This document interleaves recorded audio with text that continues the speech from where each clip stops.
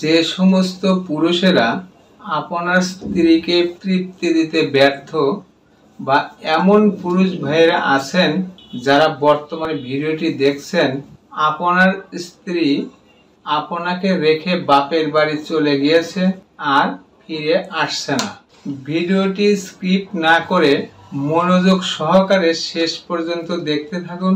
আমি মহান আল্লাহ তাআলাকে সাক্ষী রেখে বলছি, আজকের এই ভিডিও থেকে জানতে পারবেন আপনার স্ত্রী কেন বাপের বাড়ি গিয়ে আর ফিরে আসে না এবং আপনার স্ত্রীকে কিভাবে ফিরিয়ে আনবেন। তো সম্মানিত বন্ধুরা, বিয়ের পরে বউ বাপের বাড়ি চলে যাওয়ার অনেকগুলো কারণ রয়েছে।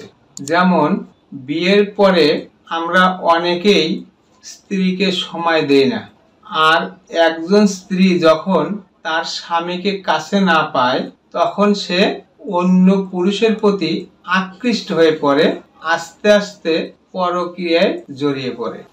সবচেয়ে বড় কারণের মধ্যে রয়েছে আমার স্ত্রীর যৌন চাহিদা মেটাতে অক্ষম। সম্মানিত বন্ধুরা, যখন আপনি আপনার স্ত্রীর যৌন চাহিদা মেটাতে অক্ষম, আজকাল পরশু দেখা যাবে এই স্ত্রী আস্তে আস্তে অন্য পরপুরুষের প্রতি আকৃষ্ট হয়ে পড়বে এবং পরক্রিয়ায় জড়িয়ে পড়বে। তো বন্ধুরা, আমাদের দেশের পুরুষরা বেশিরভাগ মনে করেন যে শুধু যৌন চাহিদা আমারই আছে, স্ত্রী বা কোনো মেয়ের যৌন আকাঙ্ক্ষা বা চাহিদা বলতে কিছু নাই, যার কারণে তার স্ত্রীর যৌন তৃপ্তি পেল কি পেল না এই বিষয়ে সে তোয়াক্কাও করে না। তো এ পর্যায়ে দেখা যায় আমাদের দেশের বেশিরভাগ পুরুষেরা তার যৌন সঙ্গিনী বা তার স্ত্রীর চাহিদা মেটাতে ব্যর্থ। তো বেশিরভাগ ক্ষেত্রে যে জিনিসটা হয়, একজন পুরুষ যৌন আকাঙ্ক্ষা মেটানোর জন্য তার স্ত্রীর কাছে যখন যায়, দেখা যায় তার স্ত্রীর শরীর গরম হওয়ার আগেই বীর্যপাত ঘটে, অথবা সহবাস শুরু করেছেন বিনা অনুমতিতে বা বিনা নোটিশেই আপনার পুরুষাঙ্গটা নুয়ে যায়, নিস্তেজ হয়ে যায়। তো বন্ধুরা, প্রশ্ন আপনার কাছে, এই অবস্থা যদি আপনার ক্ষেত্রে হতো, আপনি আপনার স্ত্রীর সাথে কি ব্যবহারটা করতেন? আর এ কারণেই আপনার স্ত্রী আস্তে আস্তে অন্য পুরুষের প্রতি আকৃষ্ট হয়ে পড়ে। যখন আপনার চেয়ে অন্যের কাছে ভালো কিছু আশা করে বা ভালো কিছু পায়, তখন আপনার প্রতি আস্তে আস্তে তার ভালোবাসা কমে যায়, অবশেষে সে পরক্রিয়ায় জড়িয়ে পড়ে। এমতো অবস্থায় আপনার বাড়ি ছেড়ে যখন বাপের বাড়ি চলে যায়, তখন এই স্ত্রী আর আপনার ঘরে ফিরে আসে না। করণীয় কি? তো বন্ধুরা, করণীয় সম্পর্কে অবশ্যই আর মনে হয় জানা বাকি নেই। তো যে কারণেই হোক, আপনার শারীরিক যে সমস্যা আছে, এই সমস্যাগুলো দূর করে যৌন ক্ষমতাকে বৃদ্ধি করতে হবে।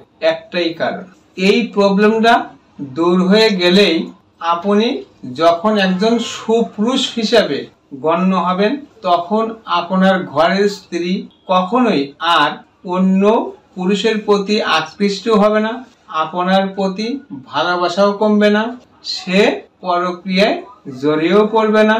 বাপের বাড়ি গিয়ে না আসা তো দূরের কথা, যে সমস্ত ভাইয়েরা আছেন যৌন ক্ষমতা একেবারে হারিয়ে ফেলেছেন, পুরুষাঙ্গটা আর কোনোভাবেই দাঁড়ায় না, এমন বন্ধুরা হয়তো আছেন বিয়ের আগে উত্তেজনাবশত হস্তমৈথুন করতে করতে লিঙ্গের 12টা বাজিয়ে ফেলেছেন।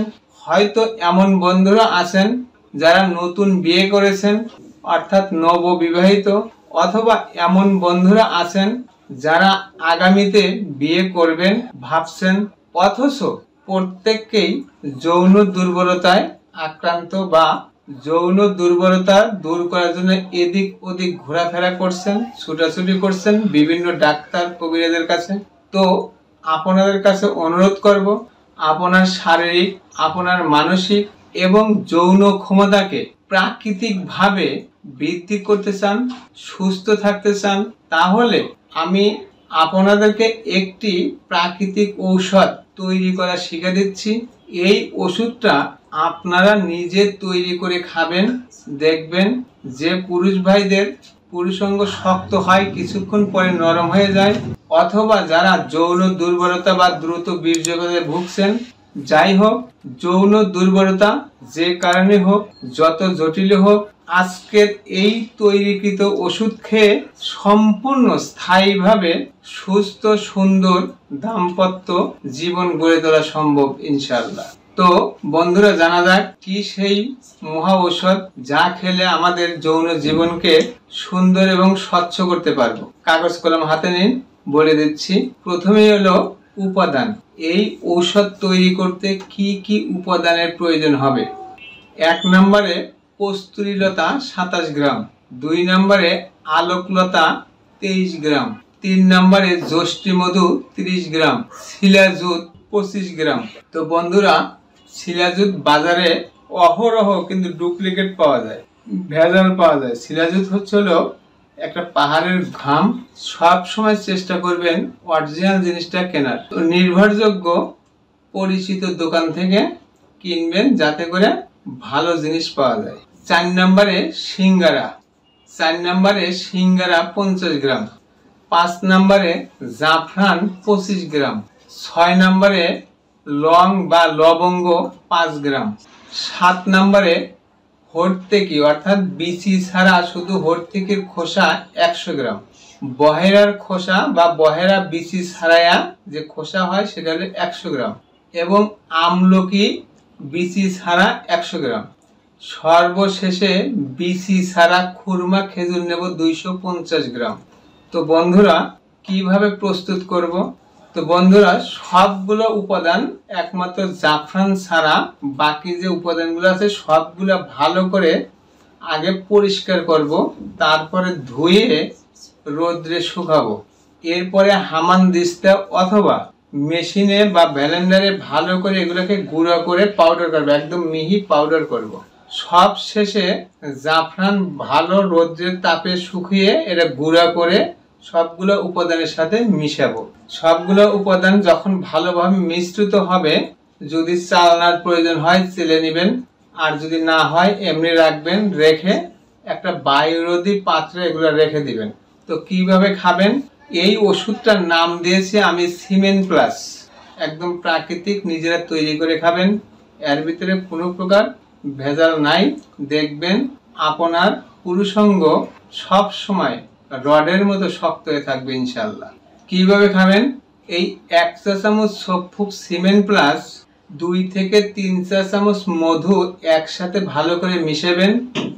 সকালবেলা খাওয়ার 1 ঘন্টা পরে এবং রাত্রের বেলা খাওয়ার 1 ঘন্টা পরে, 20-25 দিন খাওয়ার পরেই আস্তে আস্তে দেখবেন প্রাকৃতিকভাবে আপনার যৌন চাহিদা বেড়ে যাচ্ছে, ইরেকটাইল ডিসফাংশনটা আস্তে আস্তে দূর হয়ে যাচ্ছে, আপনার বীর্য ঘন এবং গাঢ় হচ্ছে এবং দ্রুত বীর্যপাত আস্তে আস্তে রোধ হচ্ছে। তো অনেকেই প্রশ্ন করেছেন কতদিন খাবো। বন্ধুরা, এখানে যে উপাদানগুলো বলেছি এর ভিতরে একটাও কি কোনো কেমিক্যাল আছে নাকি ন্যাচারাল বলেছি? এটা যদি সারা জীবনে খান কোনো সমস্যা নেই, তবে সারা জীবন খেতে হবে না।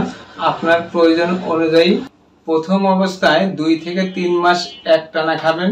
এরপরে হয়তো মাঝে মধ্যে যখন খারাপ লাগলো খেতে পারেন, না খেলেও কোনো সমস্যা ইনশাল্লাহ নেই।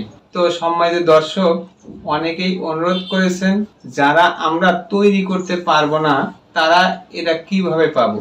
তো বন্ধুরা, যারা তৈরি করতে পারবেন না, এই ভিডিওর উপরে এবং নিচে আমার নাম্বার দেওয়া রয়েছে, এই নাম্বারটায় অর্ডার করবেন, আমি তৈরি করে দেবো ইনশাল্লাহ। তো সম্মানিত বন্ধুরা, অনেকেই অনুরোধ করেছেন আমরা যারা এই ওষুধ তৈরি করতে পারবো না তারা কিভাবে পাবো। তো আমি আমার পার্সোনাল নাম্বার বা আমার সিরিয়ালের নাম্বার আমি বলে দিচ্ছি। যদি তৈরি করতে না পারেন অর্ডার করেন, আমি তৈরি করে পাঠিয়ে দেব। 01710881833, 019700100605, এই 2টা নাম্বারের যে কোনো একটা নাম্বারে অর্ডার করেন, আপনি ঘরে বসেও এই চমৎকার সিমেন প্লাস পেতে পারেন। সম্মানিত বন্ধুরা, আমার আলোচনা যদি আপনাদের ভালো লেগে থাকে লাইক দিয়ে আমার সাথেই থাকুন। আমার চ্যানেলটি যারা এখনো সাবস্ক্রাইব করেননি সাবস্ক্রাইব করে নিন। ভিডিওটি শেয়ার করে সবাইকে দেখার সুযোগ করে দিন।